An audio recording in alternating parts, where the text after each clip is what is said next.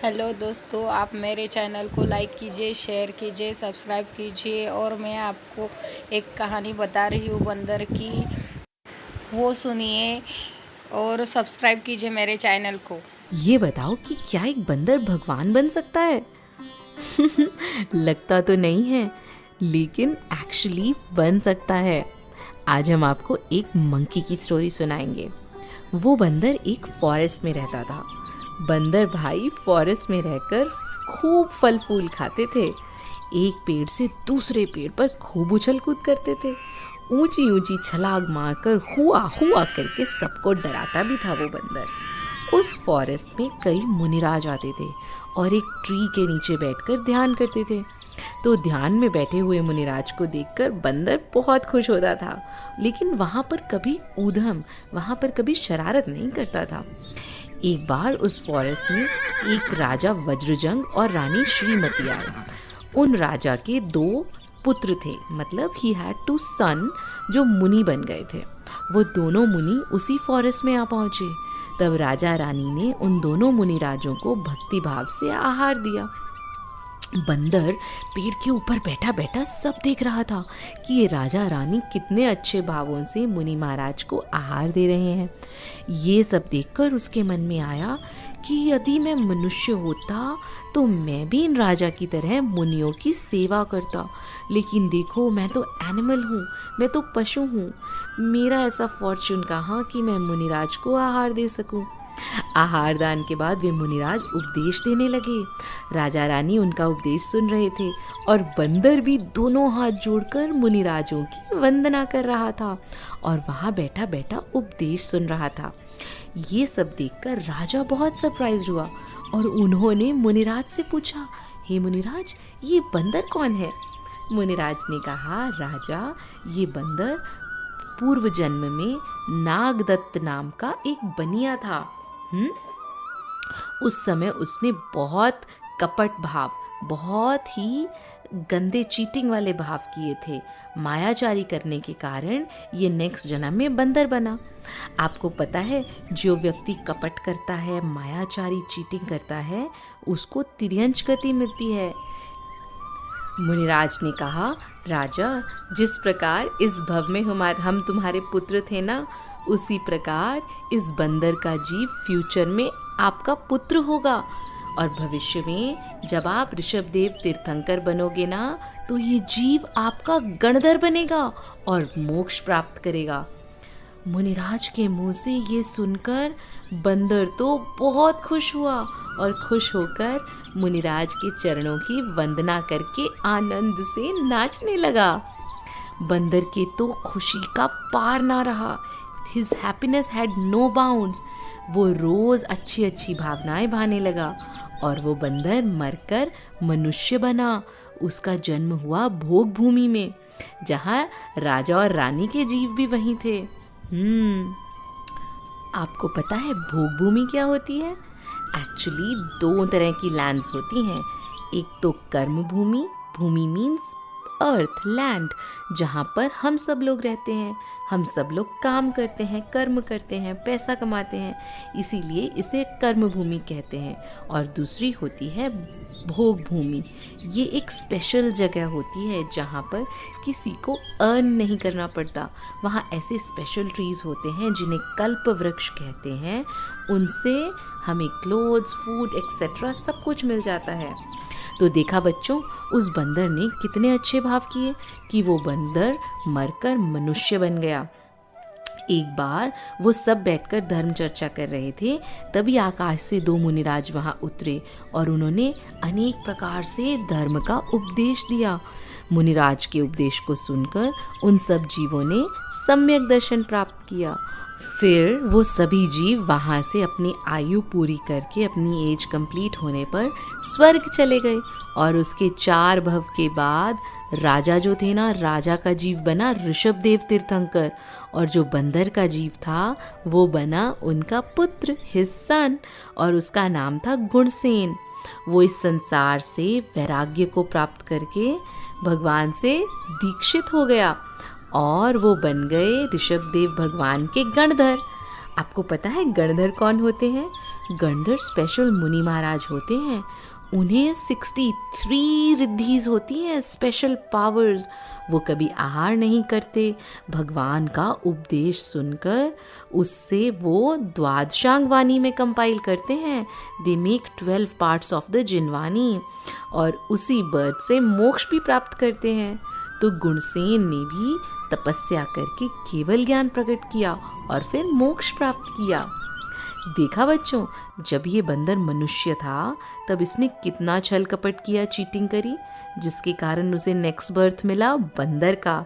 लेकिन बंदर बनने के बाद मुनिराज की वंदना और धर्म का उपदेश सुनने से उसकी अच्छी भावनाएं हो गई और वो फिर से ह्यूमन बना, फिर से स्वर्ग गया और उसके बाद तीर्थंकर का बेटा बना और साधना करके मोक्ष चला गया। आप सभी भी प्रॉमिस करो कि आप कभी भी चीटिंग नहीं करोगे, हमेशा अच्छी अच्छी भावनाएं ही भाओगे और धीरे धीरे मोक्ष प्राप्त करेंगे ना। जय जिनेंद्र।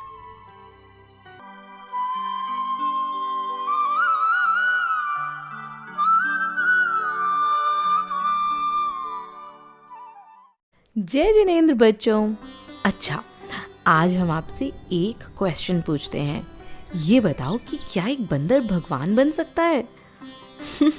लगता तो नहीं है, लेकिन एक्चुअली बन सकता है। आज हम आपको एक मंकी की स्टोरी सुनाएंगे। वो बंदर एक फॉरेस्ट में रहता था। बंदर भाई फॉरेस्ट में रहकर खूब फल फूल खाते थे। एक पेड़ से दूसरे पेड़ पर खूब उछल कूद करते थे। ऊंची ऊंची छलांग मारकर हुआ हुआ करके सबको डराता भी था वो बंदर। उस फॉरेस्ट में कई मुनिराज आते थे और एक ट्री के नीचे बैठकर ध्यान करते थे। तो ध्यान में बैठे हुए मुनिराज को देखकर बंदर बहुत खुश होता था, लेकिन वहाँ पर कभी ऊधम, वहाँ पर कभी शरारत नहीं करता था। एक बार उस फॉरेस्ट में एक राजा वज्रजंग और रानी श्रीमती आए। उन राजा के 2 पुत्र थे, मतलब ही हैड 2 सन जो मुनि बन गए थे। वो दोनों मुनि उसी फॉरेस्ट में आ पहुँचे। तब राजा रानी ने उन दोनों मुनि राजों को भक्ति भाव से आहार दिया। बंदर पेड़ के ऊपर बैठा बैठा सब देख रहा था कि ये राजा रानी कितने अच्छे भावों से मुनि महाराज को आहार दे रहे हैं। ये सब देखकर उसके मन में आया कि यदि मैं मनुष्य होता तो मैं भी इन राजा की तरह मुनियों की सेवा करता। लेकिन देखो, मैं तो एनिमल हूँ, मैं तो पशु हूँ।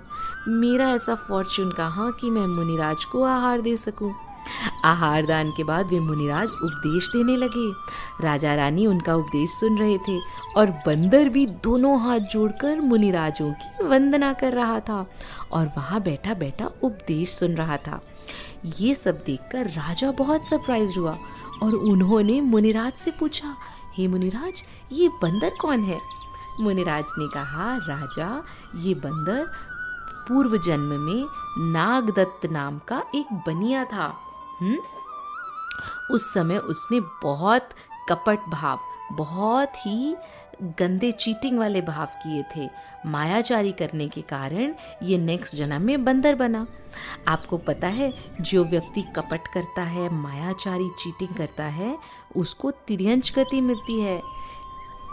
मुनिराज ने कहा, राजा, जिस प्रकार इस भव में हम तुम्हारे पुत्र थे ना, उसी प्रकार इस बंदर का जीव फ्यूचर में आपका पुत्र होगा और भविष्य में जब आप ऋषभदेव तीर्थंकर बनोगे ना, तो ये जीव आपका गणधर बनेगा और मोक्ष प्राप्त करेगा। मुनिराज के मुंह से ये सुनकर बंदर तो बहुत खुश हुआ और खुश होकर मुनिराज के चरणों की वंदना करके आनंद से नाचने लगा। बंदर के तो खुशी का पार ना रहा। His happiness had no bounds। वो रोज़ अच्छी अच्छी भावनाएं भाने लगा और वो बंदर मरकर मनुष्य बना। उसका जन्म हुआ भोग भूमि में, जहाँ राजा और रानी के जीव भी वहीं थे। आपको पता है भोग भूमि क्या होती है? एक्चुअली 2 तरह की लैंड्स होती हैं। एक तो कर्म भूमि, भूमि मीन्स अर्थ लैंड, जहाँ पर हम सब लोग रहते हैं।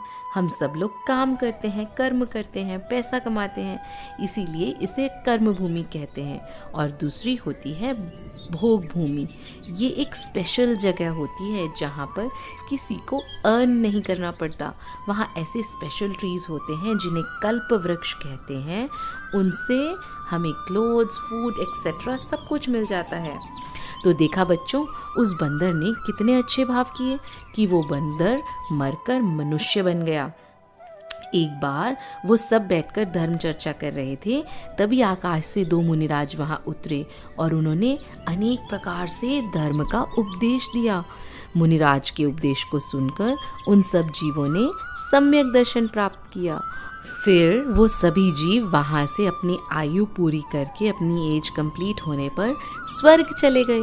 और उसके 4 भव के बाद राजा जो थे ना, राजा का जीव बना ऋषभदेव तीर्थंकर, और जो बंदर का जीव था वो बना उनका पुत्र, हिज सन, और उसका नाम था गुणसेन। वो इस संसार से वैराग्य को प्राप्त करके भगवान से दीक्षित हो गया और वो बन गए ऋषभदेव भगवान के गणधर। आपको पता है गणधर कौन होते हैं? गणधर स्पेशल मुनि महाराज होते हैं। उन्हें 63 रिद्धिज होती हैं, स्पेशल पावर्स। वो कभी आहार नहीं करते। भगवान का उपदेश सुनकर उससे वो द्वादशांग वाणी में कंपाइल करते हैं। They make 12 parts of the Jinvani, और उसी बर्थ से मोक्ष भी प्राप्त करते हैं। तो गुणसेन ने भी तपस्या करके केवल ज्ञान प्रकट किया और फिर मोक्ष प्राप्त किया। देखा बच्चों, जब ये बंदर मनुष्य था तब इसने कितना छल कपट किया, चीटिंग करी, जिसके कारण उसे नेक्स्ट बर्थ मिला बंदर का। लेकिन बंदर बनने के बाद मुनिराज की वंदना और धर्म का उपदेश सुनने से उसकी अच्छी भावनाएं हो गई और वो फिर से ह्यूमन बना, फिर से स्वर्ग गया और उसके बाद तीर्थंकर का बेटा बना और साधना करके मोक्ष चला गया। आप सभी भी प्रॉमिस करो कि आप कभी भी चीटिंग नहीं करोगे, हमेशा अच्छी अच्छी भावनाएं ही। Thank you for watching this video. Thank you.